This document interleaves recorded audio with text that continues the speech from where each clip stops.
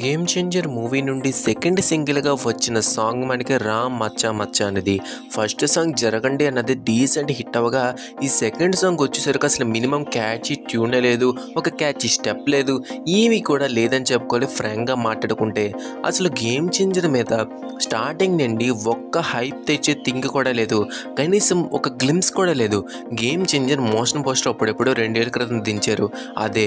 దాని తర్వాత జరగండి, ఇప్పుడేమో రామ్ మచ్చా మచ్చా అనే సాంగ్. ఇంకా మనకి ట్రైలరే డైరెక్ట్గా ఇస్తారా, లేకపోతే టీజర్ తర్వాత మనకి ట్రైలర్ ఇస్తారా అన్నది మనకు ప్రెజెంట్ అయితే ఏమాత్రం కూడా లేదు. కనీసం సినిమా నుండి సాంగ్స్ కాకుండా ఒక రకమైన అవుట్పుట్ కూడా ఇవ్వలేదు. ఇచ్చిన స్టిల్లే మన్ని ఇచ్చి పోస్టర్స్ దింపడం తప్ప ఒక్కొక్కసారి ఆ పోస్టర్స్ కూడా ఇవ్వరు.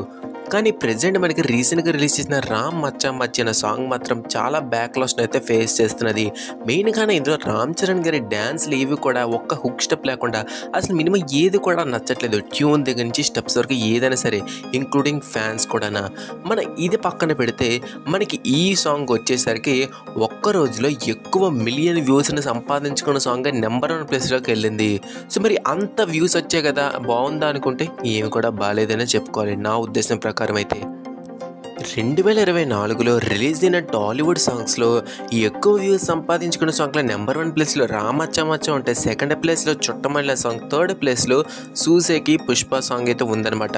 సో మీరు టాప్ 3 ప్లేసెస్ చూసుకుంటే టాప్ 2 వచ్చేసరికి మనకి కనీసం వినేలాగా ఉన్నాయి, సూసేకి కానీ లేకపోతే చుట్టమల్ల కానీ రామ్ మచ్చా మచ్చా అనే సాంగ్ మాత్రం మినిమం ఎందుకు ఎక్కడ కూడా నచ్చట్లేదు, ఎవరికి కూడా ఎక్కట్లేదు.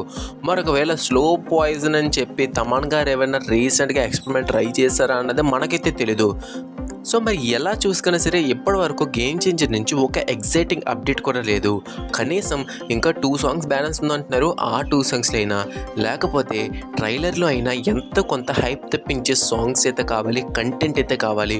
ఎందుకంటే RRR తర్వాత రామ్ చరణ్ గారి నుంచి వస్తున్న సోలో మూవీ కాబట్టి చాలా ఎక్స్పెక్టేషన్స్ అయితే ఉన్నాయి ఈ మూవీ మీద. మరి శంకర్ గారి మైండ్లో ఏముందో, మనం ఏం చూడాలో ఏం చూస్తామో మరి ముందే తెలుసుకోవాల్సి ఉంటుంది. ప్రజెంట్ అయితే క్రిస్మస్ రిలీజ్ అంటున్నారు మూవీని, అన్నీ అనుకున్నట్టయితే క్రిస్మస్కి రిలీజ్ అవుతుంది. మరి అది కరెక్ట్ రిలీజ్ డేటా, ఆ రిలీజ్ డేట్కి ఇది కరెక్ట్ మూవీయా, మనం వేచి చూడాల్సి అయితే ఉంటుంది. చదివాలి అప్డేట్ అనమాట. Thank you for watching the video. జై హింద్.